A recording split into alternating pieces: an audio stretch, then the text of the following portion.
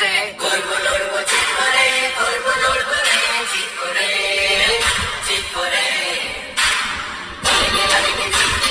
জিততে যায়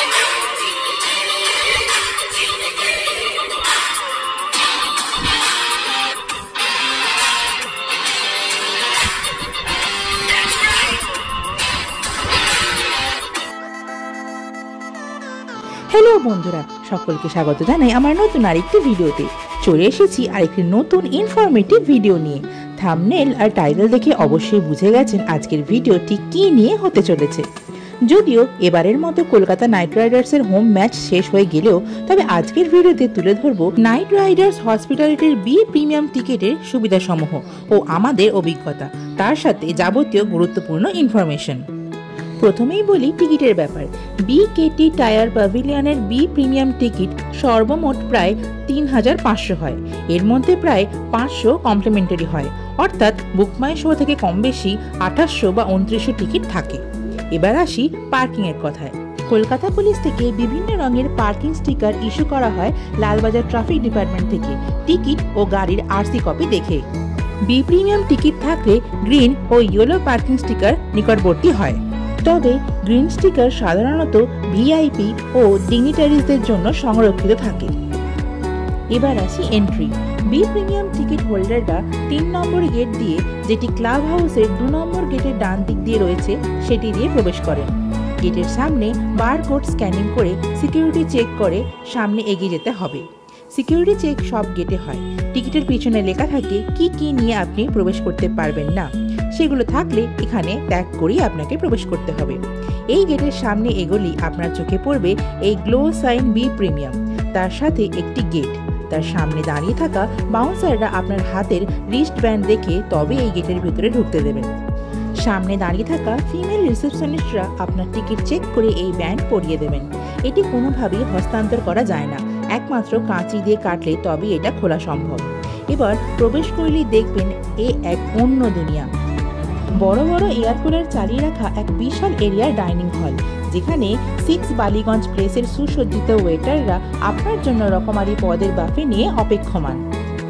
dining hall থেকে বেরিয়ে আনলিমিটেড সফট ড্রিঙ্ক কাউন্টার, আর তার সামনে লাইন পড়েছে কমপ্লিমেন্টারি ক্যাপ, জার্সি, স্কার্ফ ও ফ্ল্যাগ ডিস্ট্রিবিউশনের জন্য। এরপরেই সিঁড়ি দিয়ে উঠতে দেখবেন সবুজ ঘাসের গালিচায় ক্রিকেটের নন্দনকানন ইডেন গার্ডেন আপনার অভ্যর্থনায় হাজির।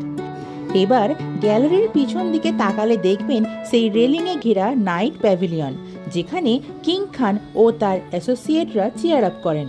প্রায় ৭০,০০০ দর্শকের সম্মিলিত চিয়ারিং সাউন্ড ডিসেবলের সমস্ত গণ্ডি ছাড়িয়ে এক ইলেকট্রিফাইং পরিবেশের সৃষ্টি করেছে। উফ উফ, অপূর্ব অভিজ্ঞতা, এটা ভাষায় প্রকাশ করা যায় না। তাহলে দেখে নেওয়া যাক আমাদের সেই অভিজ্ঞতার কিছু ঝলক।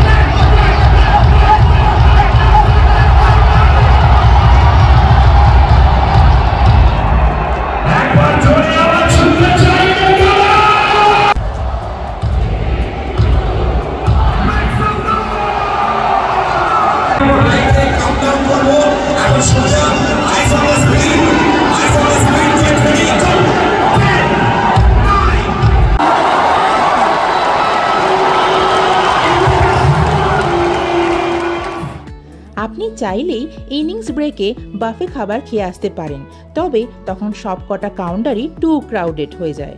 তাই আমার মতে ইনিংসের মাঝে যাওয়াটাই ভালো, কারণ ততক্ষণ আপনি প্লেট নিয়ে খেতে থাকবেন, একটি বলও মিস করবেন না এই হোয়াইট স্ক্রিন এলইডি টিভিগুলোর সৌজন্যে।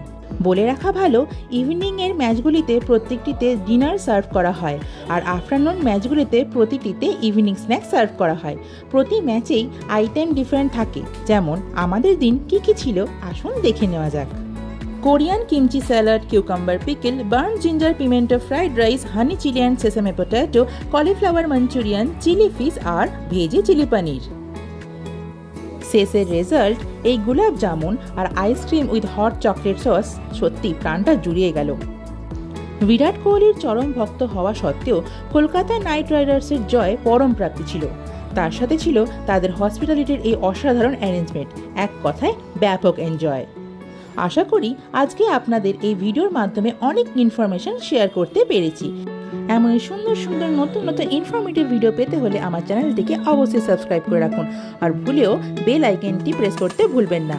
আজকের মতন আসি, দেখা হচ্ছে নেক্সট ভিডিওতে। Tata, thanks for watching.